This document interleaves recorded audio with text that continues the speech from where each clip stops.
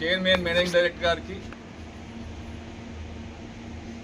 మొత్తం సింగరేణి ఉన్న డైరెక్టర్లందరికీ, ఇక్కడ ఉన్న జనరల్ మేనేజర్ గారికి, ముఖ్యంగా సివిల్ డిజిఎం గారికి, సింగరేణి కాల్స్ ఎంప్లాయీస్ యూనియన్గా మేము గత 3 సంవత్సరాల నుంచి వెళ్ళి సింగరేణి కార్మికుల నివాస ప్రాంతాల్లో చాలా సమస్యలు ఉన్నాయి.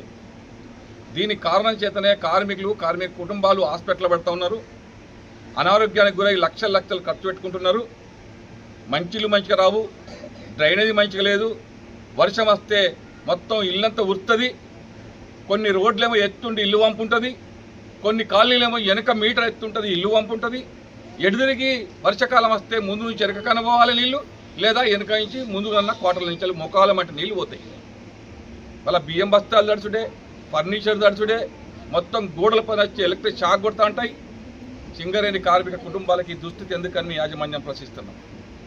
నిన్న ఒక వర్షం పడితే మొత్తం దాదాపు ఇంట్లో నుంచి వెళ్ళి కనీసం ఒక ఫీట్లు ఈ మొత్తం దాదాపు ఎస్బి 43 నుంచి 72 వరకు అన్ని కోటల నుంచి నీళ్లు పోయినాయి. కారణం ఏంటని చెక్ చేస్తే చిన్న పని, సివిల్ డిపార్ట్మెంట్ వల్ల అసమర్థత ఎంతగా ఉంటే ఇక్కడికి వస్తే కనబడుతుంది. ఇవాళ ఆదివారం కాకపోయి ఉంటే ఇక్కడ మేము 3 చెల్లు దాగిపించటం.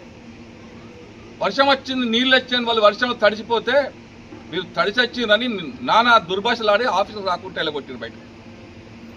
ఎవరో ఒక ఆఫీసర్ వచ్చేసి బియ్యం బస్తాలు మీద పెట్టుకోవాలమ్మా వర్షాకాలం అంటారు. మేమేమైనా షెర్లో ఉన్నామా, లేదా గవర్నమెంట్ కట్టించిన బంజలు కట్టించిన క్వార్టర్లు అనుకుంటున్నా, ఇండ్లు అనుకుంటున్నారా?